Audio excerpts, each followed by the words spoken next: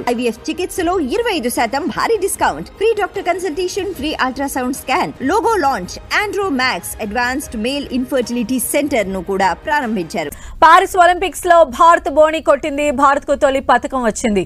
మహిళల 10 మీటర్ల air pistol విభాగంలో మను బకార్ కాంస్యం సాధించింది. ఈసారి ఒలింపిక్స్ లో భారత ఆటగాళ్లు మరిన్ని పతకాలు సాధిస్తారని అంచనాలు ఉన్నాయి.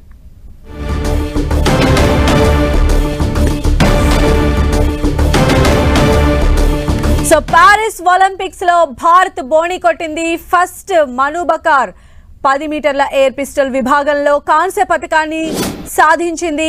భారత్ కు ఫస్ట్ మెడల్ వచ్చింది. పారిస్ ఒలింపిక్స్ లో చాలా అట్టహాసంగా ప్రారంభమైనటువంటి క్రీడా సమరంలో మను బకార్ మొదటిగా బోణి కొట్టింది. భారత్ కాంస్య పతకం గెలుచుకుంది. 10 మీటర్ల ఎయిర్ పిస్టల్ విభాగంలో, విమెన్స్ ఎయిర్ పిస్టల్ విభాగంలో మను బకార్ ఈ కాంస్యం సాధించింది. ఈసారి ఒలింపిక్స్ లో భారత ఆటగాళ్లు మరిన్ని పతకాలు సాధిస్తారని అంచనా వేస్తూ ఉన్నారు. అంచనాలకు తగ్గట్టుగానే రాణిస్తున్నట్టు అనిపిస్తోంది. భారత్ అయితే తొలి పతకంతో బోని కొట్టింది. మను బకార్ ఎయిర్ పిస్టల్ విభాగంలో కాంస్య పతకం సాధించింది.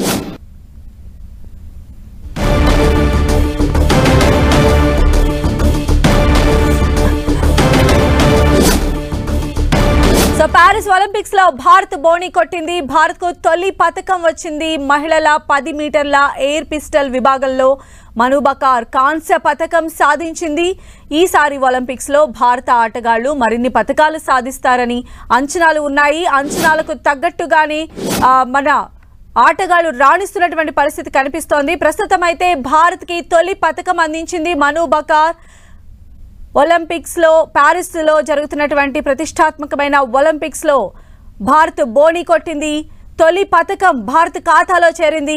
మహిళల 10 మీటర్ల ఎయిర్ పిస్టల్ విభాగంలో మను బకార్ కాంస్య పతకం సాధించింది. ఈసారి ఒలింపిక్స్ లో భారత ఆటగాళ్లు మరిన్ని పతకాలు సాధిస్తారనే అంచనాలు ఉన్నాయి. గతంలో గెలిచిన పతకాల కన్నా ఈసారి ఎక్కువ పతకాలు వస్తాయి, మెరుగైన ఆట తీరు కనబరుస్తారు అని చెప్పి ఇప్పటికే భావిస్తూ ఉంది. అందులో భాగంగానే పారిస్ ఒలింపిక్స్ లో భారత్ కు తొలి పతకం వచ్చింది. మను బకార్ కాంస్య పతకాన్ని ఖాతాలో వేసింది.